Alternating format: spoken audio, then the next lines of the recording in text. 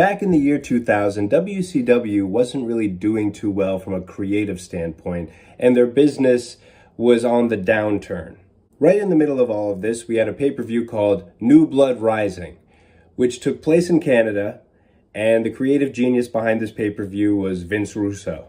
That should tell you all you need to know. This may have been the most memorable night of Lance Storm's career, though, because Lance Storm, who had been in WCW only for a couple of months, had already won 3 championships and was holding them simultaneously, and had renamed them to represent his Canadian heritage. Now, in this match, he was defending the United States Championship, which he renamed as the Canadian Championship, and he announced that this would be contested under Canadian rules. And he brought out Jacques Rougeau to be the enforcer for the match, who had a special Canadian rule book, and he was going to make sure that this match went according to those rules, whatever they may be. So Lance Storm is like a hero on this night. He got a big ovation when they showed him arriving to the arena in a car earlier in the night. Then, when it's time for the match, he gets the Goldberg treatment. He comes out of his dressing room with security guards around him, like he's this big celebrity. He comes out to the ring. The crowd is nuts. There's Lance Storm signs everywhere, Lance Storm t-shirts, Canadian flags. They do the whole Canadian anthem, and then the match starts. So they go back and forth for a couple of minutes. Mike Awesome is beating up Lance Storm most of the time, and at some point, Mike Awesome gets a sit-out power bomb, and the referee counts 1, 2, 3, but as he's counting the 3, Lance Storm gets his shoulder up, but the referee said it was a 3 count. He said that Mike Awesome is the new champion.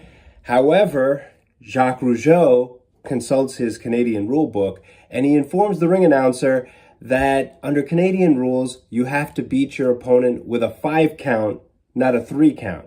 So the crowd's really happy about this because they think Lance kind of got screwed there because he got his shoulder up right at the 3. So they're happy to hear that this match will continue and Mike Awesome is not the new champion. Can you follow all that? Literally, like less than a minute after this happens, Mike Awesome gets Lance Storm in a Dragon Sleeper and he hooks it in and Lance Storm taps out. And so the referee calls for the bell. But then Jacques Rougeau once again goes to the ring announcer and informs him that in a championship match contested in Canada, you can't win via submission. It has to be pinfall only, and obviously with a 5 count.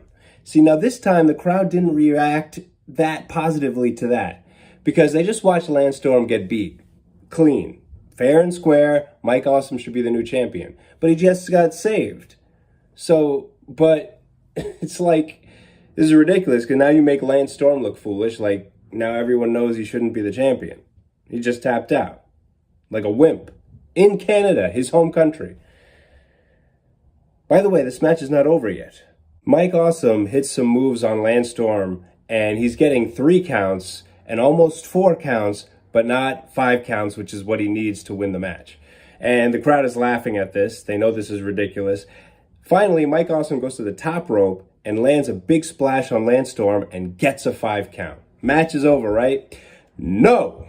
Jacques Rougeau informs the referee that if somebody is pinned with a 5 count, that they have until the count of 10 to get up, and if they do, the match continues. And Lance Storm does get up before the count of 10, so the match continues. Now, at this point, the crowd knows they're seeing just like a sham, and Lance Storm is looking so bad here. And if I'm in the crowd, I'm starting to think, well, we know Lance Storm is winning this match because Jacques Rougeau is just going to keep changing the rules until Lance Storm finally wins the match, which is kind of funny, but at this point, it's like, how am I supposed to be invested in this match? It's sort of just like watching a ridiculous charade, circus sideshow go on. Imagine the people who paid money for this show, which, by the way, the whole show is pretty bad, but they paid money to sit in the crowd, or the people who paid money on pay-per-view to see this. I would be furious if I was watching this show, specifically this match, which is completely ridiculous. Good for comedy, though. Now, They set up a table in the ring, and Lance Storm and Mike Awesome are on the top rope, and both of them fall off and go through the table. And the referee doesn't know what to do now, so he asks Jacques Rougeau. And Jacques Rougeau informs the ring announcer that in this scenario, whoever can answer a 10 count first wins the match. So Jacques Rougeau gets in the ring and he tells the referee to count for Lance, and he's going to count for Mike Awesome. And of course, as Mike is getting up, Jacques Rougeau punches him right in the face. So he goes right back down. The other referee doesn't see it. And Lance Storm gets up before the count of 10. So he wins the match and retains the championship. The fans cheer because their guy won. But this was ridiculous and made Lance Storm look extremely weak compared to Mike Awesome. It made him look so foolish. This is a guy who's holding 3 of the company's championships, and he was made to look like he was a nobody.